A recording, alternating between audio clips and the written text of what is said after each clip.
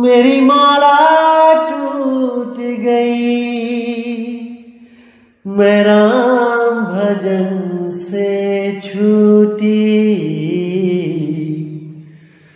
भला हुआ मेरी माला टूट गई, मैं राम भजन से छूटी। मेरे सिर से टली बला, भला हुआ मेरी माला टूट गई, मैं राम भजन से छूटी। मैं राम भजन से छूटी। नमस्कार मेरे प्यारे भाइयों, मेरे परमात्मा के प्यारे जीव हंसों। मैं बंदी छोड़ से सदा यही चाहूंगा कि आप सब मेरे भाइयों का विवेक पहले से ज्यादा और ज्यादा और ज्यादा से ज्यादा बढ़ता ही जाए, और आप सब उन चीजों की गहराइयों को समझ सकें जो मेरे बंदी छोड़ सतगुरु कबीर साहब समझाना चाहते थे। एक भी ऐसी चीज ना रहे जो आपकी समझ से परे हो। एक एक चीज बिल्कुल क्रिस्टल क्लियर आपको समझ आती रहे, और जितना भी ये अज्ञान का भ्रम का पर्दा है, ये सब आपकी आंखों से छटता ही जाए।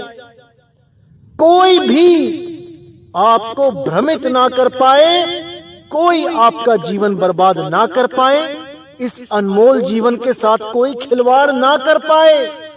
मैं बस इतना ही चाहता हूं मेरे बंदी छोड़ से, क्योंकि मैं आपके जीवन और अपने जीवन को एक मानता हूं। जैसे मैं अपनी फिक्र करता हूं, ऐसे ही मैं आपकी फिक्र भी करता हूं, और मैं कभी नहीं चाहूंगा कि कोई भी आपका ये अनमोल जन्म गलत साधनाएं करा के बर्बाद कर दे। इसीलिए मैं यहाँ पे सत्संग करता हूं, नहीं तो मुझे कोई जरूरत नहीं है। मैं हमेशा ये सोचता हूं, हमेशा ये चाहता हूं कि कोई भी मेरा भाई, एक भी, चाहे वो किसी धर्म का हो, किसी पंथ का हो, इससे कोई फर्क नहीं पड़ता।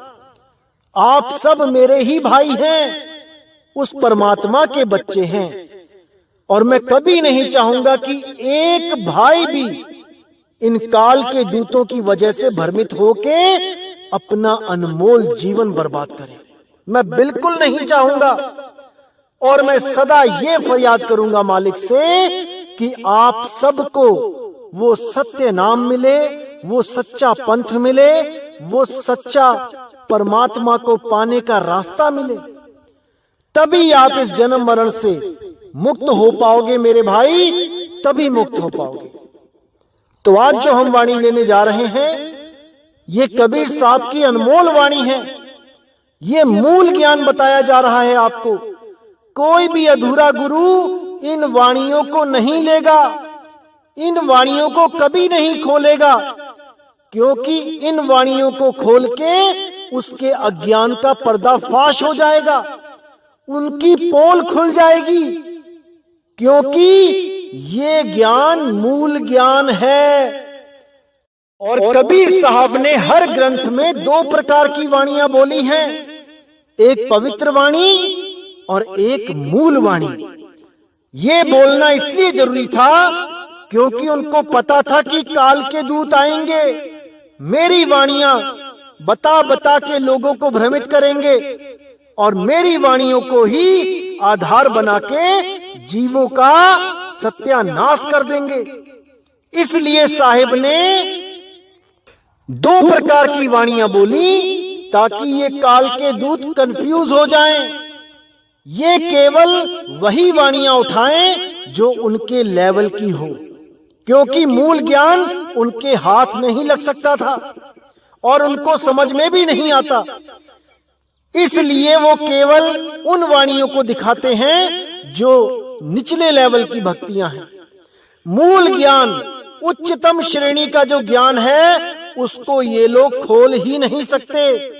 इसलिए जो वाणियां मैं दिखा रहा हूं, ये वो कभी नहीं दिखाएंगे। आज 600 साल हो गए कबीर साहब को गए, लेकिन ये वाणियां आज तक किसी ने नहीं खोली, क्योंकि इन वाणियों को खोलने का समय निश्चित किया गया था। कबीर साहब ने स्वयं किया था। उन्होंने साफ बोला था, धर्मदास तुम्हें लाख दुहाई और मूल ज्ञान बाहर ना जाई।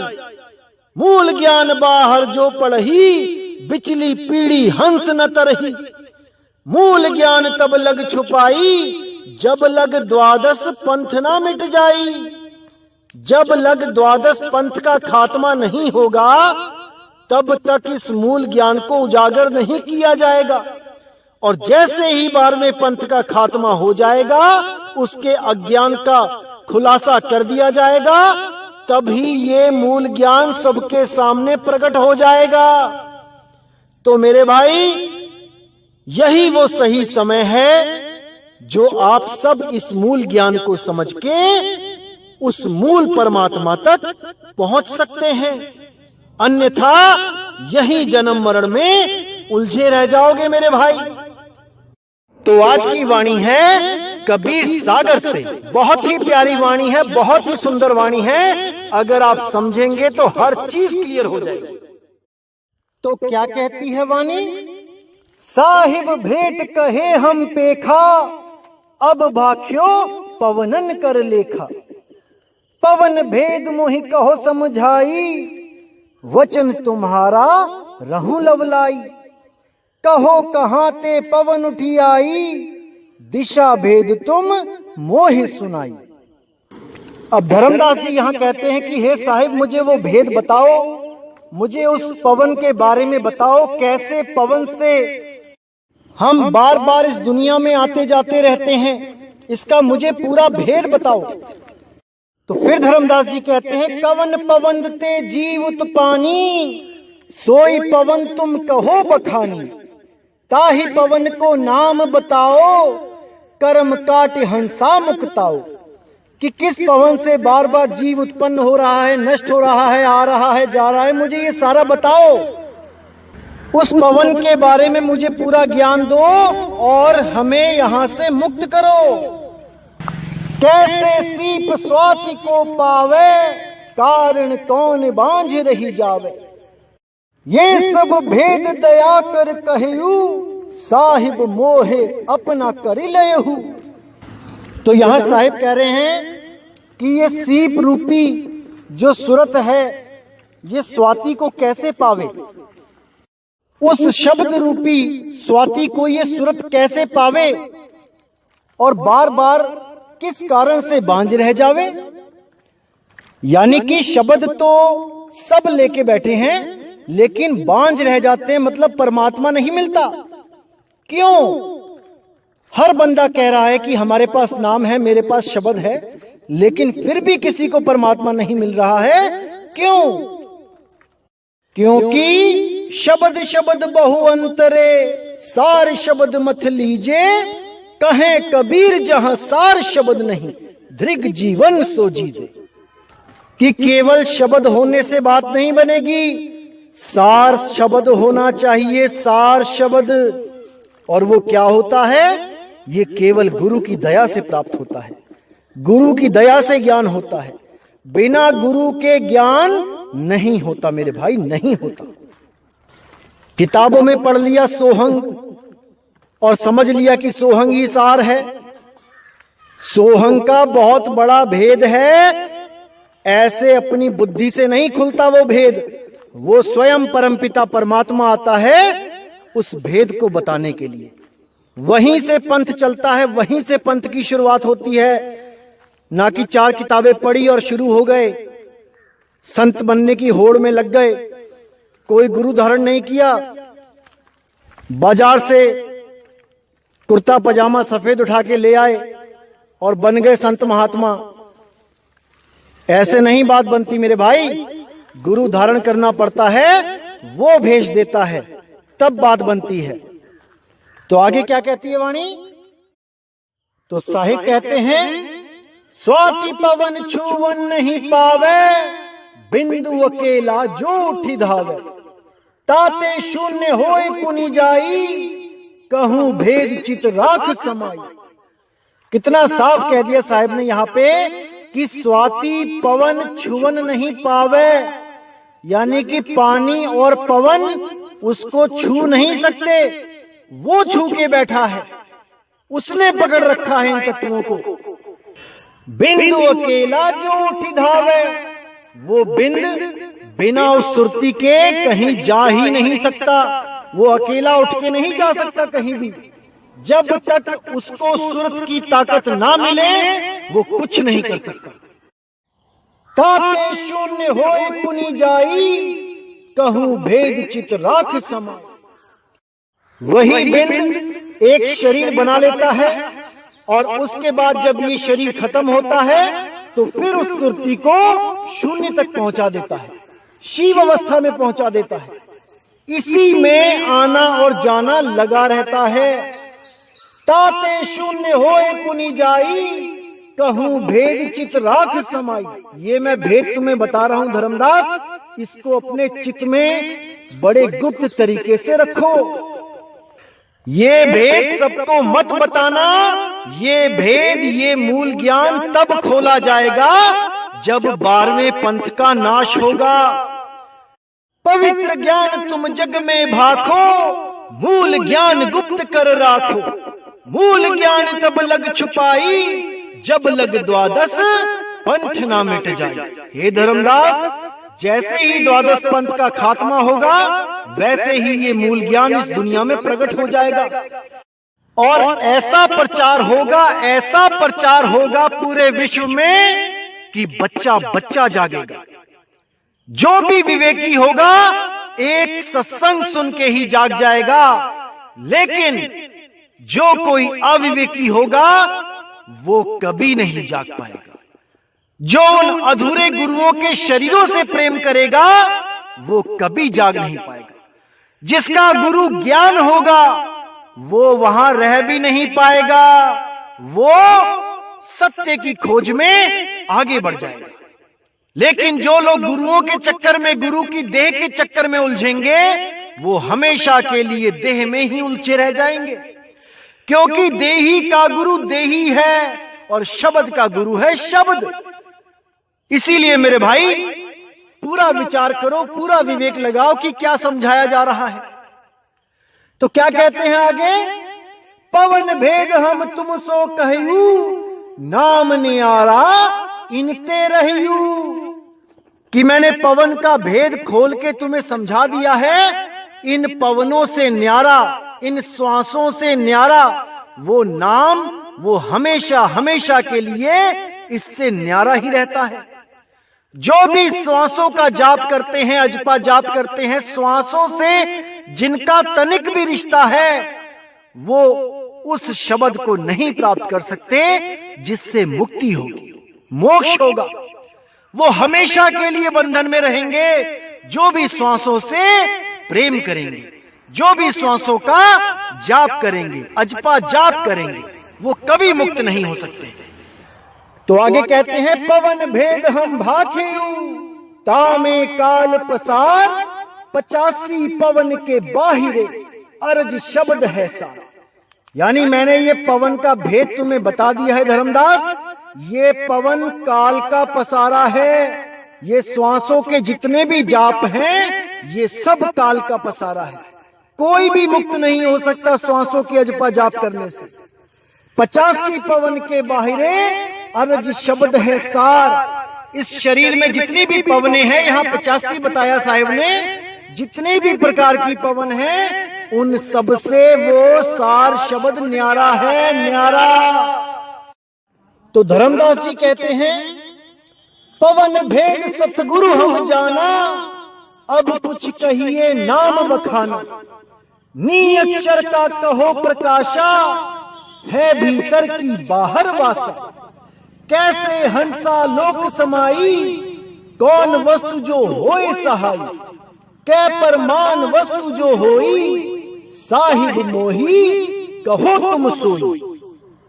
तो यहां धर्मदास जी कहते हैं कि पवन भेद तो मैं समझ गया मेरे मालिक, कि पवन से सुरती नहीं लगानी है, पवन तो काल का जाल है, लेकिन अब मुझे कुछ नाम के बारे में भी बताओ, उस धुन के बारे में बताओ। नी अक्षर का कहो प्रकाशा, नी अक्षर के बारे में बताओ, उसकी धुन कैसी होती है भीतर की बाहर वासा, उसका स्थान बताओ कि वो भीतर है या बाहर है। कैसे हंसा लोक समाई, कैसे उस लोक में, उस शब्द में ये हंसा, ये सूरत समाएगा। कौन वस्तु जो होए सहाई, अंत समय में कौन सी वस्तु हमारी सहायता करेगी, कौन सा नाम हमारी रक्षा करेगा, क्योंकि नाम तो बहुत से हैं, धुनें बहुत सी हैं। उस धुन की क्या पहचान होगी जिसको हमने पकड़ना है, जिस धुन का हमने सहारा लेना है, उसकी पहचान क्या होगी, कैसी होगी वो धुन। तो कहते हैं कै परमान वस्तु जो होई, साहिब मोही कहो तुम सोही। कितने प्रमाण पे वो वस्तु होगी, साहिब मोहे कहो तुम सोई। हे साहिब जी मुझे सारा भेद बताओ। तब कबीर साहब कहते हैं धर्मदास मैं भेद बताऊं, संशय तेरो सब ही मिटाऊं। 52 अक्षर मैं संसारा, नी अक्षर सो लोक पसारा। तो कबीर साहब कहते हैं धर्मदास मैं तुम्हें सारे भेद बताता हूं, विदेह नाम का भी भेद बताता हूं और विदेह ध्यान का भी भेद बताता हूं। इन दोनों भेदों को बताता हूं ताकि तुम्हारे सारे संशय खत्म हो जाएं, क्योंकि ये दो भेद हैं। जब तक आप दोनों भेद को प्राप्त नहीं करते आप मुक्त नहीं हो सकते। कौन कौन से दो भेद, एक नाम विदेह, एक ध्यान विदेह।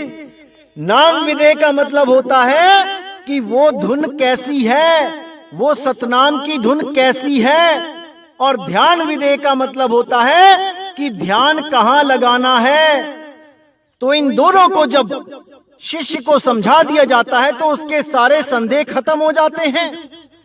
जैसे कोई अंधा है, उसको अपने पिता की आवाज का पता है, तो उसके आगे 10 लोग भी बोले बेटा मेरे पास आ जाओ, मेरे पास आ जाओ, अलग अलग दिशाओं में खड़े होके, तो वो अपने पिता की आवाज पहचान के उस तक पहुंच सकता है।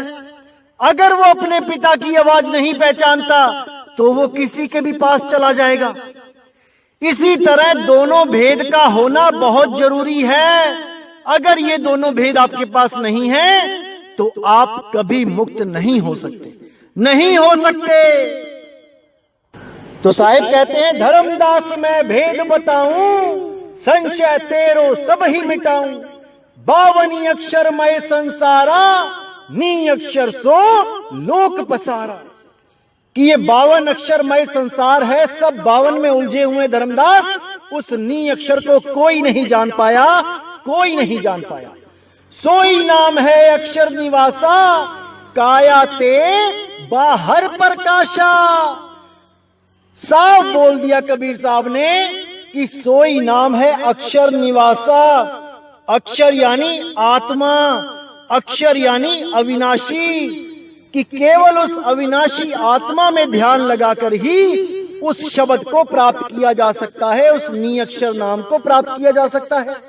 लेकिन उसकी पहचान होनी बहुत जरूरी है, क्योंकि ये मन किसी को नहीं बख्शता, ये जाल फेंकता ही रहता है आखिरी मोमेंट तक कि कहीं तो फंसेगा ये जीव। इसलिए जिसको उस भेद का नहीं पता कि वो धुन कैसी हो रही है, वो कभी मुक्त नहीं हो पाता। तो साहिब कहते हैं सोई नाम है अक्षर निवासा, काया ते बाहर प्रकाशा। वो काया से बाहर है, वो पिंड अंड ब्रह्मांड के बाहर है।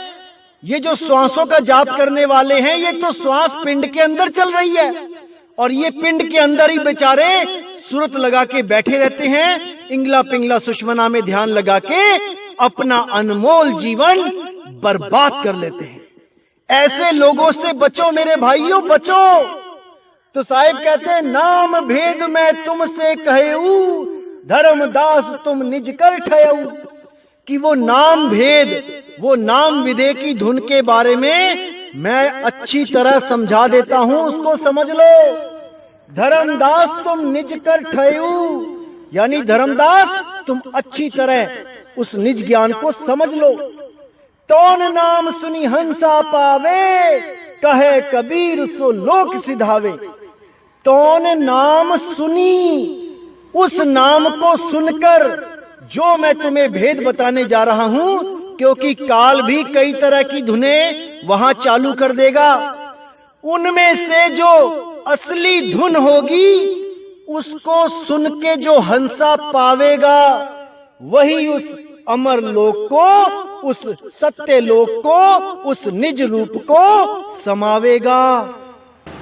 जो उस नाम को नहीं जानता कि उसकी धुन कैसी होती है, वो बाकी काल के अधूरे काल के जाल में फंस जाता है, वो कभी नहीं निकल पाता।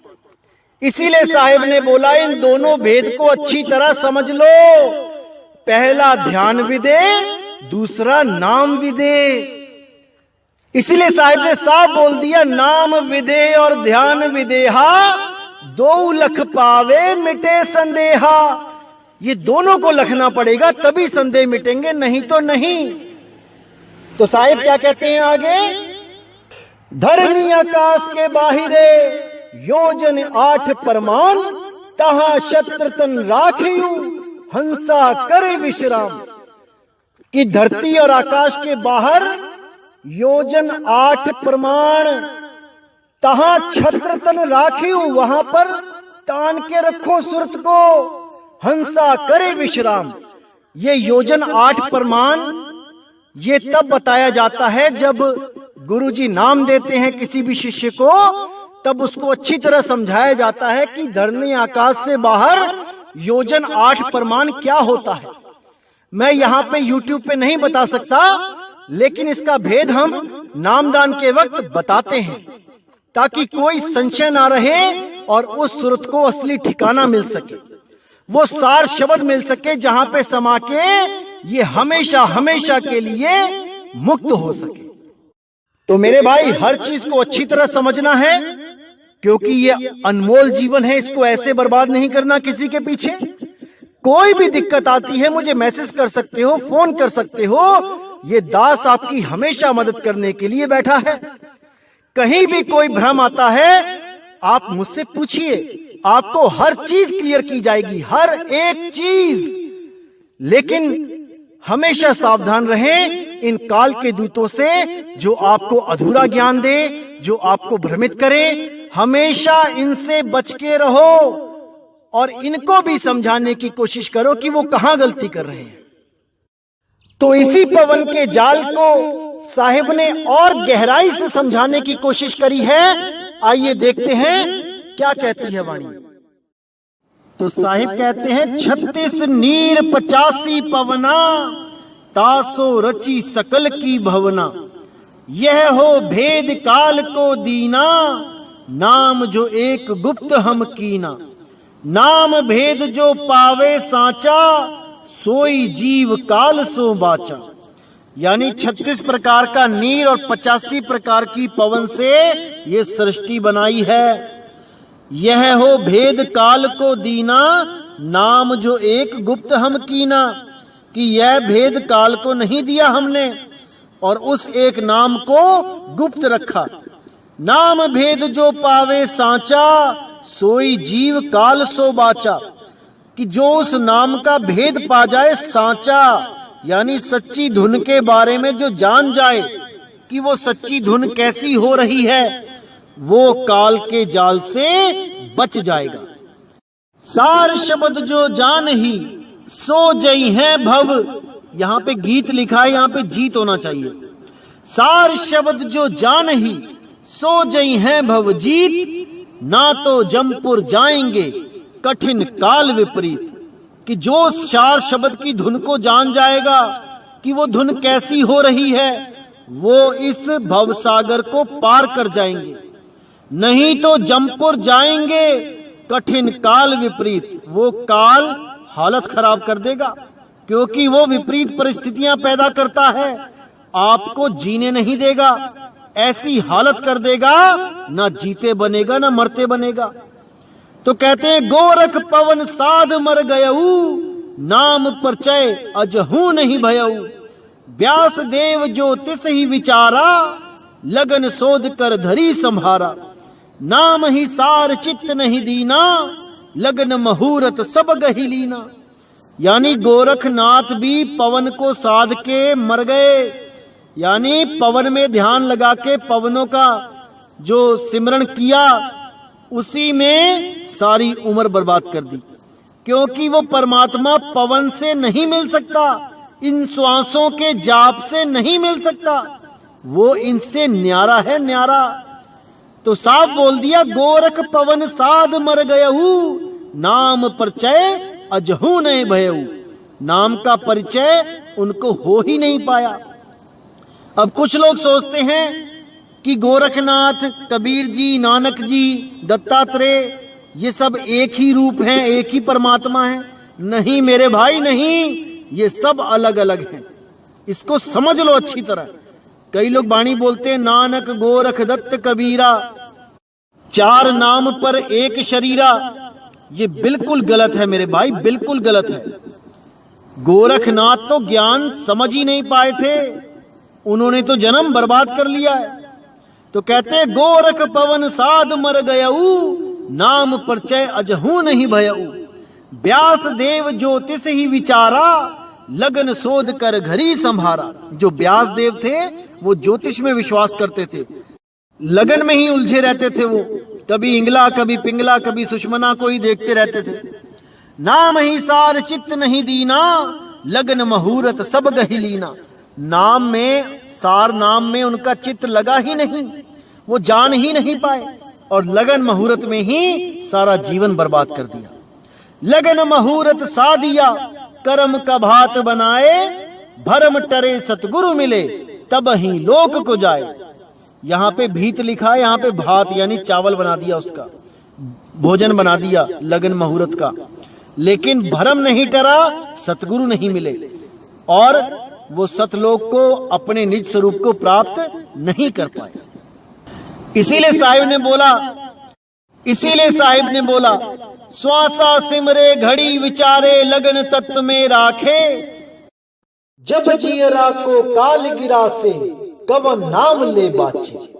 यानी कि तुम श्वासों का जाप करते हो, लगन तत्व में रखते हो, जब ये श्वासें खत्म होंगी तो किस नाम का सहारा लोगे भाई? कौन से नाम का? अभी तो जीवित है, सांस चल रही है तो लगे हुए हो सोहंग सोहंग करने।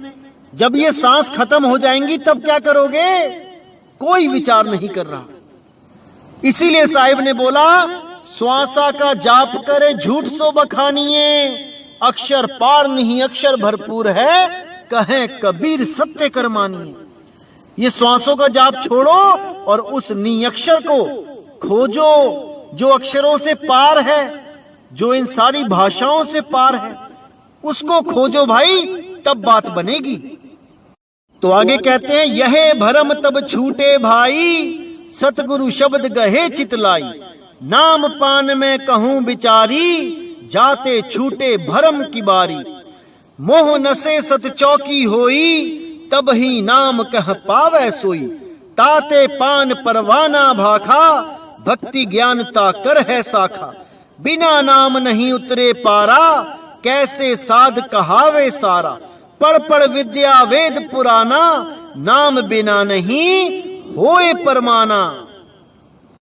यानी कि यही भरम तब छूटेगा जब सतगुरु से सार नाम मिलेगा, उस धुन का भेद मिलेगा, उस विदेह शब्द का भेद मिलेगा, तब ये श्वासों का भरम छूटेगा भाई, वरना सबके सब श्वासों में उलझे रहेंगे।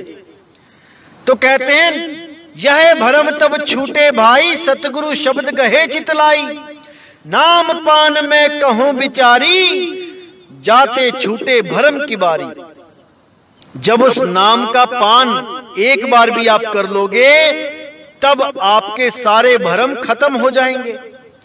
मोह न से सत चौकी होई, तभी नाम कह पावे सोई। जब मोह का नाश हो जाएगा, अपने बीवी बच्चे भाई बहन जिसमें मोह फंसा हुआ है, यहां तो गुरु भी बीवी बच्चे बना के बैठे हैं, वो खुद मोहग्रस्त हुए पड़े हैं, चेले को तो क्या तारेंगे। इसीलिए बोला जाता है गुरु ग्रस्त नहीं चाहिए, गुरु 5 विकारों से न्यारा चाहिए। तो मोह न से जब मोह का नाश होगा, उसी को सत चौकी कहते हैं। ना कि चौका आरती सजा के लोगों को लूट के जो धंधा बना रखा है कबीर पंथ में, इसको आरती चौका कहते हैं। नहीं मेरे भाई नहीं। मोह न से सत चौकी होई, तभी नाम कहां पावे सोई। जब मोह का नाश हो जाए तब वो सत चौकी है, और तभी समझो कि नाम मिला है। ताते पान परवाना भाखा, भक्ति ज्ञान ताकर है साखा।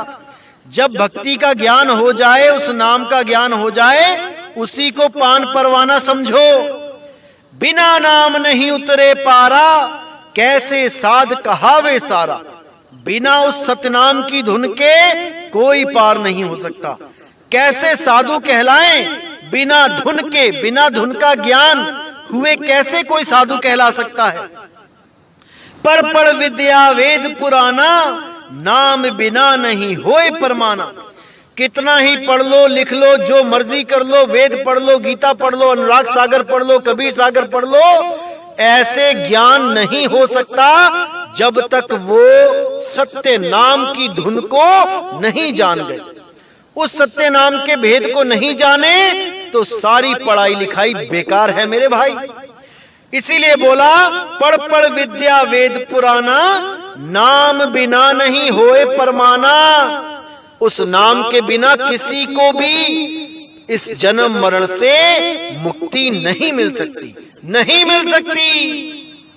तो इसलिए मेरे भाई पहले सतगुरु की खोज करो। सतगुरु ऐसा होना चाहिए जो 5 विकारों से न्यारा हो, जो मोह माया से न्यारा हो, जिसके बीवी बच्चे ना हो। नहीं तो वो बीवी बच्चों में ही उलझा रहेगा और जाते जाते अपनी गद्दी भी अपने ही घर वालों को दे जाएगा, जबकि गद्दी पे केवल शिष्य का अधिकार होता है। लेकिन ये जितने भी ग्रस्त गुरु हैं, ये सब अपने बच्चों को, अपनी बीवी को, अपने रिश्तेदारों को गद्दियां दे जाते हैं। यही मोह इन लोगों से छूट नहीं रहा है, और दूसरों को बोलेंगे कि मोह माया का त्याग करो। अपना मोह गले गले तक भरा पड़ा है, लेकिन दूसरों को कहेंगे कि परमात्मा चाहिए तो मोह माया से दूर हो जाओ। अरे पहले अपना तो सुधार कर लो, दूसरों को बाद में बोलना। तो इसलिए मेरे भाई गुरु कभी भी ग्रस्त मत करना, कोई गुरु नशेड़ी मत करना, बिल्कुल भी नहीं। हल्का सा भी तंबाकू गांजा, कुछ भी तंबाकू बीड़ी जर्दा हुक्का कुछ भी खाता हो, कदापि मत करना मेरे भाई, कदापि मत करना। वो खुद तो डूबेगा, तुम्हें भी ले डूबेगा। समझ जाओ मेरे भाइयों, इसको समझ जाओ।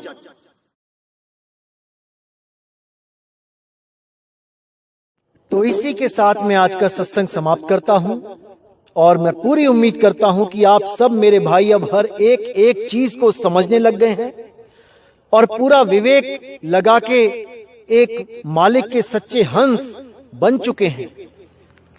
और जितने भी ये कालदूत हैं, ये भ्रमित करने वाले लोग हैं जो आपको भ्रमित कर रहे हैं, अब आप इनको भी जवाब देने लायक हो चुके हैं। इनको भी आप समझा सकते हैं कहां पे ये गलती करते हैं, इनको आप सुधार सकते हैं। अभी ये आपका फर्ज बन चुका है, क्योंकि आप भी ज्ञान समझ चुके हैं। जब एक दीप से दूसरा दीप जल जाता है, तो दूसरे दीप का भी फर्ज होता है कि अंधेरे को खत्म करे।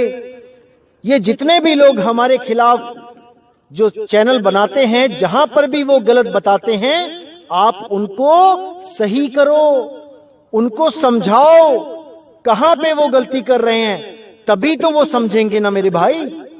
अगर हम उनसे नाराज होके हम उन्हें गालियां देंगे, हम उन्हें गलत बोलेंगे उनके कमेंट बॉक्स में, तब बात नहीं बनने वाली।